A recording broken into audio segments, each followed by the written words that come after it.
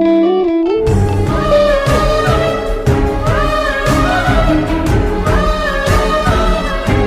ഒരു ഫ്രണ്ടിന്റെ അടുത്തുനിന്ന് 1 ലക്ഷം രൂപ കടം വാങ്ങിച്ച് തന്നിരുന്നില്ലേ?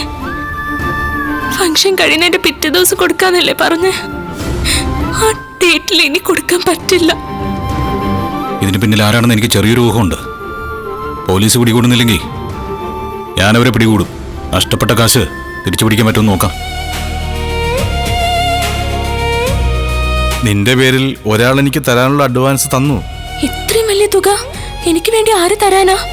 പേരൊന്നും പറഞ്ഞില്ല. ഒരു സ്ത്രീയാ തന്നത്.